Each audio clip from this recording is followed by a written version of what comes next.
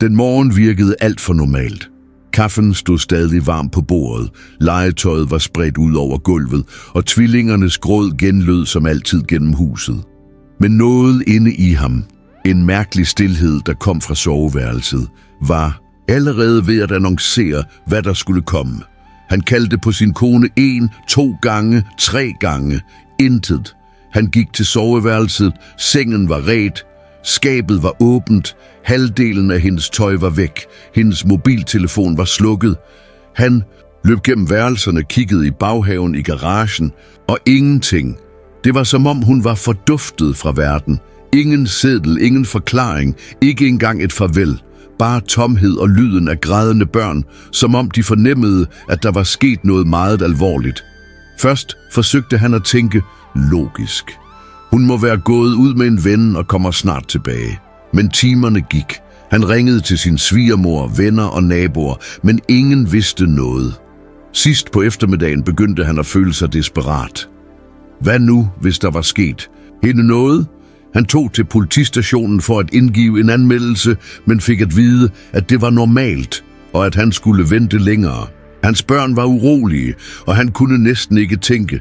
Han lagde mad i mikrobølgeovnen til de ældre og holdt tvillingerne i sine arme, mens han forsøgte at forstå, hvor kvinden, han delte sit liv med, var. Kvinden, der nu så ud til aldrig at have eksisteret. De følgende nætter var de længste i hans liv. Han sov med det ene øje åbent, det andet vågent og ventede på lyden af døren, der åbnede. Men stilheden blev kun længere. Dagene blev til uger. Han begyndte at bemærke, at det ikke bare var en forsvinden. Det var opgivelse, men han kunne ikke forstå hvorfor. Var der problemer? Ja, men intet, der kunne retfærdiggøre noget så radikalt. Han begyndte at spekulere. Kunne hun allerede have planlagt dette? Kunne han ikke se tegnene? Hvert svar medførte ny skyldfølelse. Rutine blev en slagmark. Han, en almindelig, hårdtarbejdende mand uden erfaring med bleer, flasker eller spædbørnsfeber, stod over for et husligt kaos, der tilsyneladende ingen ende tog. Tvillingerne græd dag og nat. De 2 større børn spurgte, hvornår deres mor ville vende tilbage, og han måtte lade som om han var stærk. Arbejdet blev lagt til side, regninger hobede sig op, køleskabet begyndte at tømmes. Når folk spurgte til hende, svarede han med et tvungent smil. Hun tog på tur, hun kommer snart tilbage. Men inderst inde vidste han, at alt var ved at falde fra hinanden.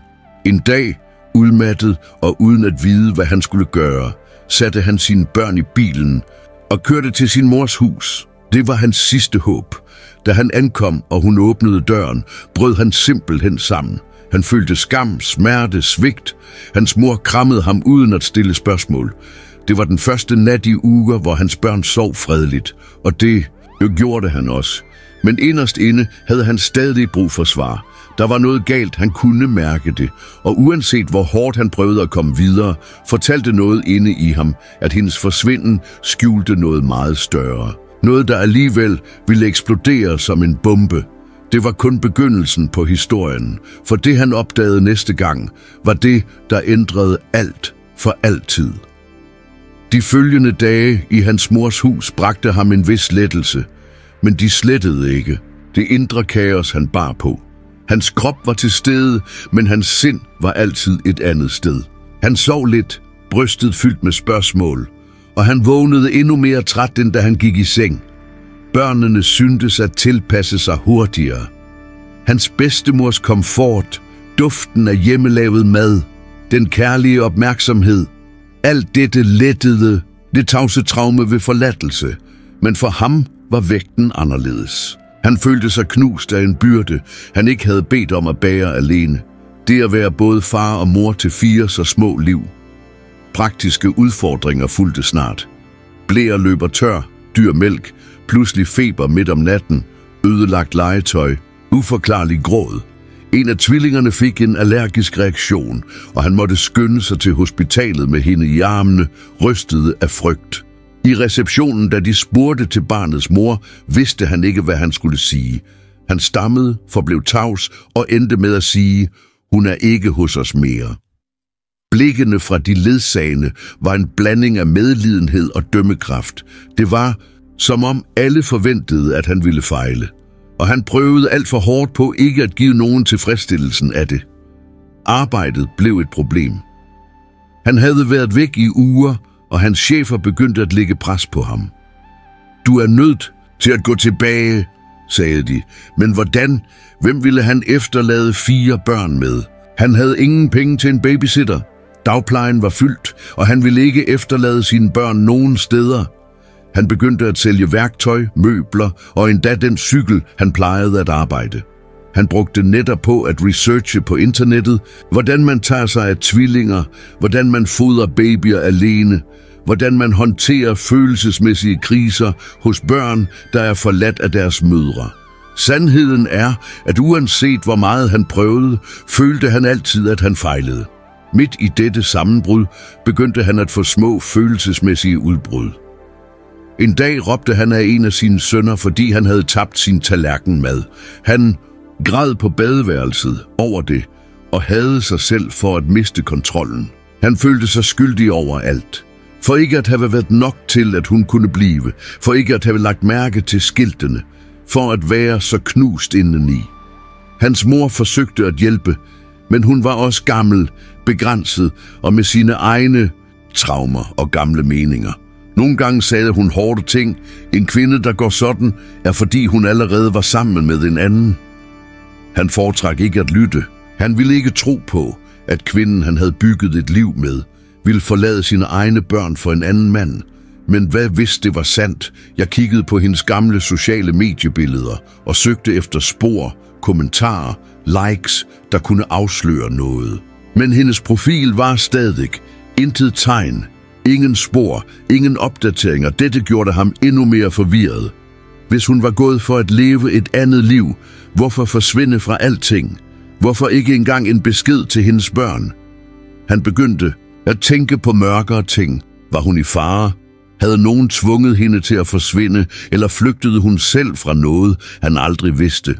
Som dagene trak ud, stod én ting klart. Han skulle fortsætte. Selv uden svar, selv i smerte. Hans børn havde brug for stabilitet, så han begyndte at etablere en ny rutine. Han vågnede tidligt, lavede morgenmad med sin mors hjælp, tog de ældre med til den lokale folkeskole og brugte dagen på at tage sig af tvillingerne. Om natten hjalp han med gøremål, fortalte historier, gav bade, lagde dem i seng, og han græd efter, at alle andre var gået i seng.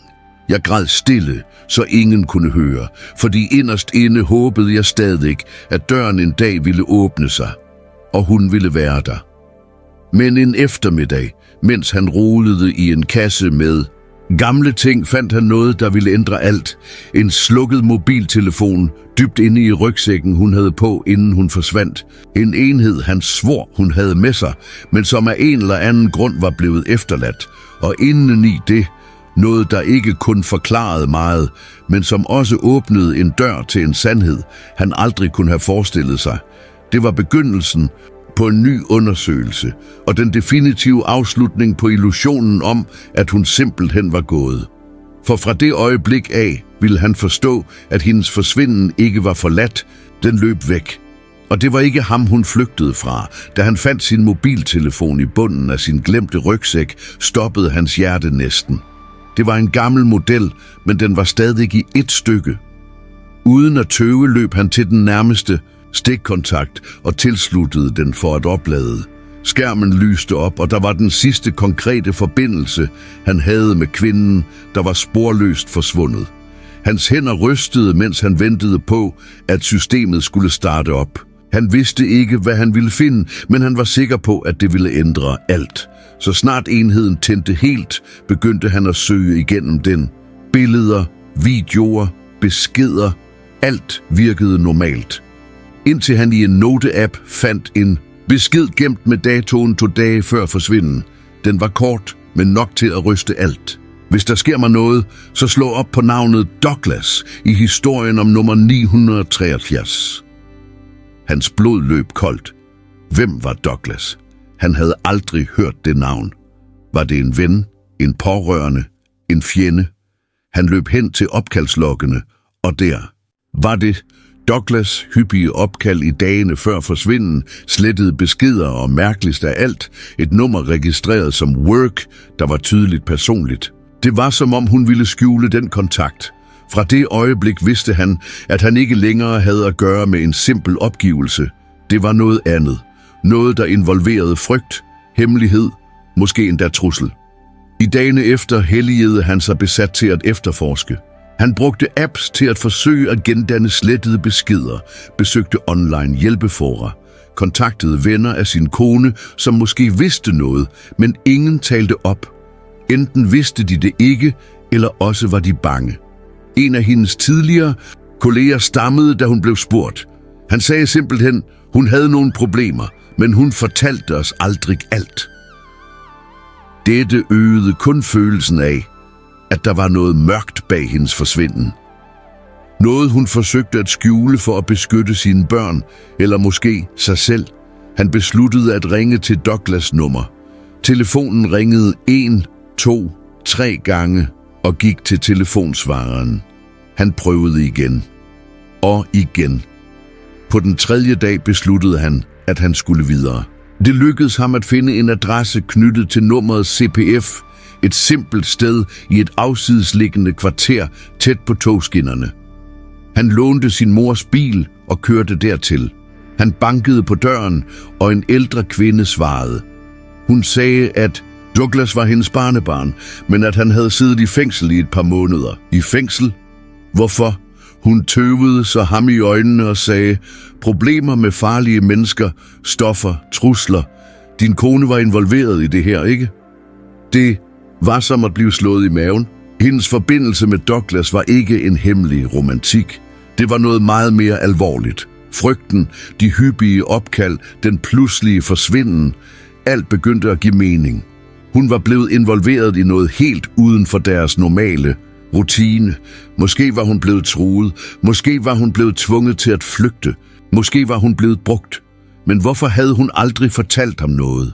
Hvorfor havde hun holdt denne hemmelighed, selvom hun var ved hans side og delte hans seng, hans børn, hans liv? Han kom hjem med flere spørgsmål end svar. Han tilbragte natten vågen, stirrede op i loftet og lyttede til sine børns vejrtrækning, mens de sov omkring ham. Han følte en blanding af vrede, smerte og hjælpeløshed. Han ville skrige, løbe, finde nogen at anklage, give skylden. Men der var ingen, bare det navn, og en vished i hans bryst. Hans kone var i live, og hun havde brug for hjælp. Han besluttede, at han ikke ville sidde og vente længere. Han greb hendes mobiltelefon og skrev en besked til Douglas' nummer, selvom han ikke svarede. Jeg ved alt. Jeg vil bare beskytte hende. Hvor er hun? Til sin overraskelse modtog han et svar dagen efter. Kort, kold, men afslørende. Hun er i sikkerhed. Hun gjorde, hvad hun skulle gøre for at beskytte sine børn, men blev ikke involveret. Glem alt om det. Det var en bekræftelse på, at hun var forsvundet af en grund, og at der var nogen bag, der forsøgte at holde alting i mørke. Men han ville ikke glemme. Han ville ikke stoppe. For nu, mere end nogensinde, vidste han, at hans kone ikke var skyld i, hun var et offer, og at deres historie ikke var slut endnu. Han tilbragte de næste par dage med hovedet snurrende. Det svar på hans mobiltelefon. Hun er i sikkerhed. Hun gjorde, hvad hun skulle gøre for at beskytte sine børn, men bliv ikke involveret. Glem alt om det. Ville ikke forlade hans sind. Det var som en pinefuld gåde. På den ene side lettelse. Hun var i live. Men på den anden side nød, hvor var hun? Med hvem? Og frem for alt, hvorfor? Han kunne ikke acceptere ideen om blot at glemme. Den kvinde var mor til hans børn, hans følgesvend i årevis, og hun var forsvundet, som om hun var fordampet fra jorden. Det var ikke fair. Ikke til ham. Ikke til børnene. Ikke til sig selv. Hun besluttede, at hun havde brug for mere. Hun havde brug for at forstå, hvor meget denne Douglas var involveret. Hun begyndte at søge på sociale medier og nyhedssider, indtil hun fandt en gammel retssag, noget dæmpet, men ægte, der involverede hans navn i en undersøgelse af afpresning og bånd til en lokal kriminel gruppe. Det var tydeligt, at denne mand ikke kun var en mistænkelig ven, han var en trussel, Og hvis han sagde, at hun gjorde, hvad hun skulle, var det et tegn på, at hun var involveret i noget, der lå helt uden for et almindeligt liv. Han begyndte at tro på noget mørkere. Måske var hun blevet brugt som skjold. Måske flygtede hun fra ham og ikke fra sin egen familie. Midt i alt dette spurgte børnene mere og mere om deres mor. Far, kommer hun tilbage? Elsker hun mig stadig? Han forsøgte at holde tårerne tilbage for ikke at vise sin fortvivlelse. Hans mor, der bemærkede hans uro, foreslog, at han søgte professionel hjælp. Han nægtede. Han sagde, at han bare havde brug for svar. Men inderst inde var han allerede begyndt at synke ned i skyldfølelse, angst og ekstrem træthed. Han sov lidt, spiste dårligt, han tabte sig synligt, hans skæg voksede, hans øjne blev matte, men hans ønske om at se hende igen var det eneste, der holdt ham i gang. Det var dengang, at hun på en stille nat, mens hun så på sin mobiltelefon igen, fik en idé. Hun lagde mærke til, at mange billeder af hende taget dage før hun forsvandt, havde samme placering i baggrunden. En bygningstype med graffiteret facade og lav mur. Hun besluttede at vise billedet til en lokal taxachauffør. Manden kiggede på det, rynkede panden og svarede, det er i São Marcos-kvarteret. Den væg er fra Dona Amelias gamle pensionat. Jeg kender det godt. Det var som at finde et kompas midt i en ørken. Hun greb nøglerne, fortalte det til sin mor og gik. Da han ankom til stedet, virkede alt forladt. Vinduerne var lukkede, jernporten var rusten. Han bankede på, han ventede, han bankede igen. En ældre kvinde dukkede op, mistænksom. Han viste hende billedet.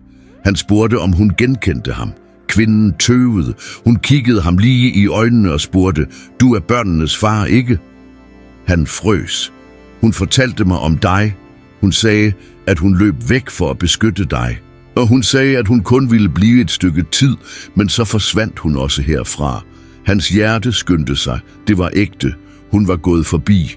Hun var i live, men hun flyttede. Damen sagde, at det sidste hun sagde var, hvis min mand dukker op, så sig til ham, at jeg bare ville have ham til at forstå, at jeg ikke havde noget valg. Han mærkede hans bryst stramme sig. Den sætning sagde så meget, og samtidig sagde den ikke alt. Elskede hun ham stadig? Ville hun finde sammen igen? Blev hun holdt væk? Det var tid til at grave dybere. Han spurgte, om hun efterlod noget, og den gamle kone rakte ham en gammel konvolut. Indeni var et håndskrevet brev med hendes håndskrift. Han rystede, da han åbnede den, og han læste det, hans hænder svedte. I brevet forklarede hun, at hun blev truet. At Douglas var en fra hendes fortid, der var dukket op igen med gæld og krævede tjenester. Hun sagde, at hun havde forsøgt at skjule alt for at beskytte sine børn, men at hun var begyndt at modtage beskeder om, at de også var i fare. Reelle trusler. I stedet for at involvere politiet, hvilket kunne have udsat alle i fare, besluttede hun at stikke af. Efterlad alt. Forsvind, indtil hun var sikker på, at alle var i sikkerhed. Hun bad om tilgivelse. Hun sagde, at hun stadig elskede ham, men at hendes instinkter i det øjeblik var en mors. Hvis jeg bliver, kan jeg bringe ondskab ind i huset. Hvis jeg forsvinder, kan jeg redde dig.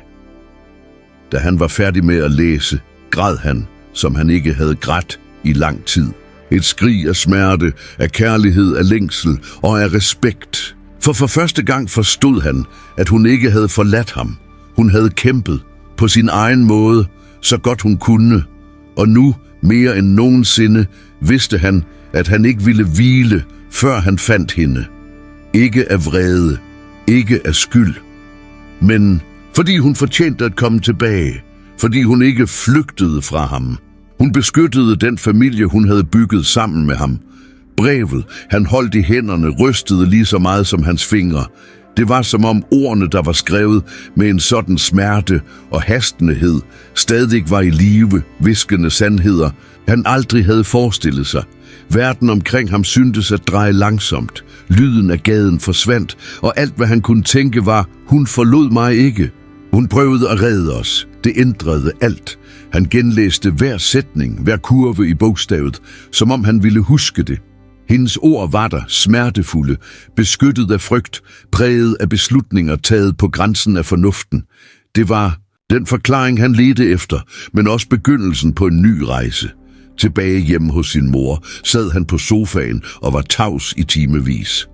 Hans børn legede omkring ham, uden at være opmærksomme på uroen i ham. Han vidste ikke, hvordan han skulle fortælle dem. Ikke endnu. Men nu, med det brev i hænderne, måtte han tage en beslutning. Han kunne ikke stå stille længere. Han måtte finde hende. Han skulle sikre sig, at hun var i sikkerhed. At hun vidste, at han aldrig var holdt op med at lede efter hende. Spørgsmålet var, hvor skal man begynde? Hun havde forladt den adresse som en bro, det kendte endepunkt, før hun forsvandt igen. Det næste skridt ville være at tage flere risici, at se det, der lå bag alt dette, også selvom det var farligt.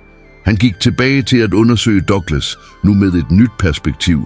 Han opdagede, at han var blevet løsladt efter at have stillet kaution, men blev stadig efterforsket for indblanding i afpresning og trusler. Han opdagede også, at han havde slægtninge i en nærliggende by, og at han plejede at tilbringe tid der. Han tog bilen, efterlod børnene hos deres mor og gik efter endnu et spor. Da han ankom til byen, fik han at vide af en butiksejer, at en smuk ung kvinde med 2 små børn havde boet på den lokale kro i et par uger, men tog afsted i en fart. Børnene, 2, havde hun taget tvillingerne. Hans hjerte sank. Han var endnu tættere på. Butiksejeren sagde, at kvinden virkede nervøs og altid kiggede sig omkring. Hun købte basale dagligvarer, gik sjældent ud og undgik at snakke. Men en dag kom hun simpelthen ikke tilbage. Kroejeren sagde, at hun forlod værelset rent, nøglen på bordet og ingen seddel. Endnu en flugt. Endnu et tegn på, at hun stadig ikke følte sig tryg. Han spekulerede på, hvor længe hun kunne løbe væk på den måde. Hvor længe ville børnene være i stand til at bære denne adskillelse?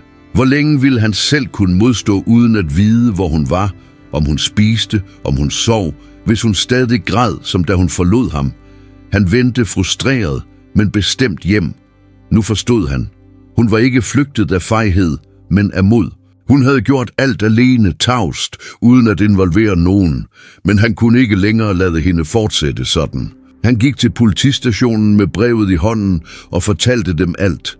For første gang blev han hørt alvorligt. Politibetjenten læste brevet, analyserede navnene, krydsreferencede dataene med rapporter om lignende trusler og indledte en officiel undersøgelse. Hun sagde, hvis dette bliver bekræftet, er din kone et offer, og denne Douglas-fyr er en kriminel på fri fod. Det var både en lettelse og angst. Lettelse over endelig at få støtte. Kval ved at bekræfte, at faren var reel. I de følgende dage brugte han sin tid mellem politistationer, efterforskning og med at tage sig af sine børn.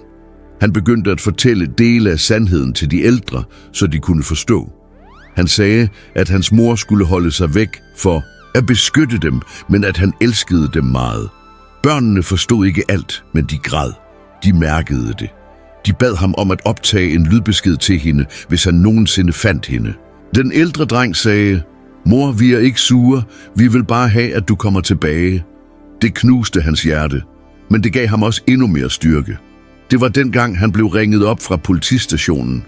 En kvinde med sin kones initialer var blevet behandlet på en lægeklinik i en fjern by.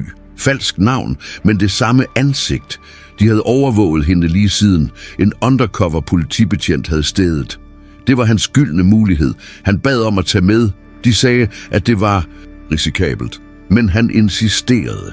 Han ville gerne se hende. Han ville vise hende, at han var på hendes side.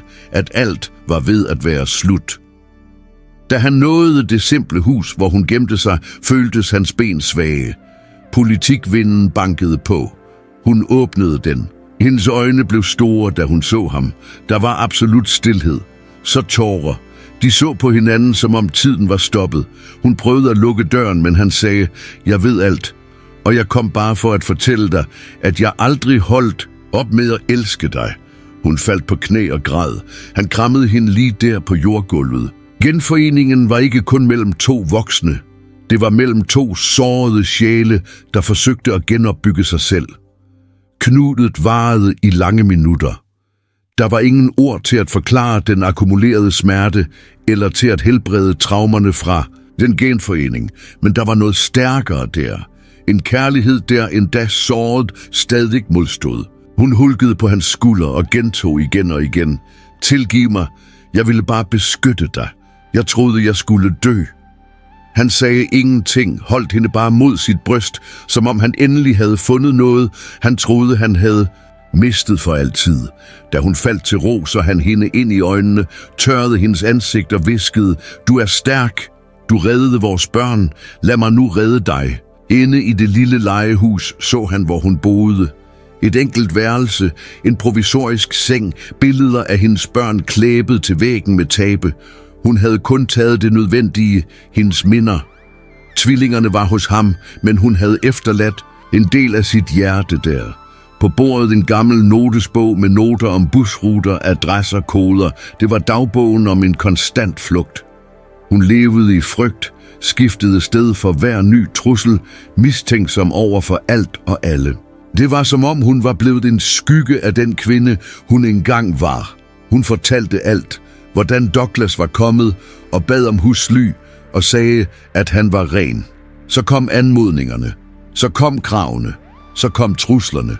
Da hun sagde, at hun ikke kunne være en del af det, svarede han med billeder af sine børn og skræmmende beskeder. Det var da hun besluttede at forsvinde. Hvis jeg forsvandt, ville han måske stoppe, sagde hun, mens stemmen knuste. Men jeg vidste ikke, hvor jeg skulle gå hen. Jeg løb bare. Hun ville ikke involvere politiet. Hun troede, det ville være værre. Hun stolede ikke på nogen. Hun ville bare beskytte sine børn. Men at leve på flugt blev en straf. Jeg sov ikke. Jeg spiste ikke. Jeg græd bare, fordi jeg savnede ham. Så holdt han hendes hænder og sagde, nu er du ikke alene længere, og du skal aldrig løbe væk igen. Og hun svarede næsten uden en stemme, du burde hade mig. Han tog en dyb indånding og sagde, hvis det kun er i de lette øjeblikke at elske nogen, så er det ikke kærlighed. Og det jeg føler for dig, er her stadig. Hun brød ud i gråd. For første gang i måneder tillod hun sig selv at bryde sammen. For hun vidste, at al den smerte, den frygt, den stilhed, endelig var forbi. Og han var der, helt for hende, for deres børn. At genopbygge det ødelagte Penay de følgende dage, kunne de med hjælp fra politimesteren sammensætte en beskyttelsesplan. Douglas blev arresteret igen baseret på de nye rapporter og de fundne beviser. Hendes historie blev officielt hørt, og for første gang blev hun behandlet som et offer og ikke som den skyldige. Processen var lang, men hun modtog psykologisk, juridisk og følelsesmæssig støtte. Parret blev rådet til at gå frem med forsigtighed, med opsyn. Han tog hende tilbage til sin mors hus, hvor børnene tog imod hende med et så stærkt kram, at det så ud til, at de aldrig ville give slip. Tvillingerne græd i hendes arme. Den ældste sagde, jeg sagde, at mor ville komme tilbage. Gensynet med hendes børn var det mest intense øjeblik af alle. Hun krammede dem, som om hun holdt vejret. Hun gentog deres navne, kyssede deres ansigter og lugtede deres tøj. Det virkede umuligt at tro, at de alle var sammen igen. De forstod ikke hele historien, og det behøvede de ikke. Det afgørende var, at deres mor var der, i live, nuværende, og ked af ikke at være forsvundet, men for at have været væk så længe. Smerten ved at være uden der var værre end nogen trussel, fortalte hun sin mellemste søn. Og han, kun 5 år gammel, svarede, så forsvinder du aldrig igen, okay? Parret startede langsomt forfra. Deres kærlighed blev såret, men aldrig ødelagt. Det var en kærlighed præget af ar, men stadig pulserende. Sammen besluttede de, at fortiden ikke ville være et spøgelse. Det ville være en lektie. De deltog i interviews med socialrådgivere, hjalp andre par, der havde oplevet lignende situationer, og transformerede traumet til formål. Fordi de forstod, at ægte kærlighed betyder at være sammen, selv når alt virker tabt. Det betyder ikke at dømme. Det betyder at holde hinanden i hånden selv i mørke, og genopbygning mursten for mursten, hjemmet der blev rystet af frygt, men aldrig af forladtelse. Til sidst fortæller han, når han kigger ind i kameraet, hvis en du elsker forsvinder, giv ikke op med det samme. Nogle gange løber den person, der går, ikke væk fra dig. De kæmper for dig. Og så falmer skærmen. Til sort med et spørgsmål til publikum. Ville du tilgive en, der forsvandt for at beskytte dig? Efterlad din kommentar. Fortæl os, hvilken by du ser fra. Din historie kan inspirere andre liv. Og nu vil jeg gerne vide fra dig, hvis du var i hans sko, ville du have tilgivet ham? Tror du på, at ægte kærlighed kan modstå selv en forsvinden som denne? Efterlad din ærlige mening i kommentarerne, og benyt lejligheden til at fortælle mig, hvilken by ser du denne video fra? Skriv i kommentarerne, jeg ser fra bynavn. Det er meget vigtigt for mig at vide, hvor disse historier når hen, og hvem de mennesker er, der bliver bevæget af dem. Din deltagelse gør hele forskellen.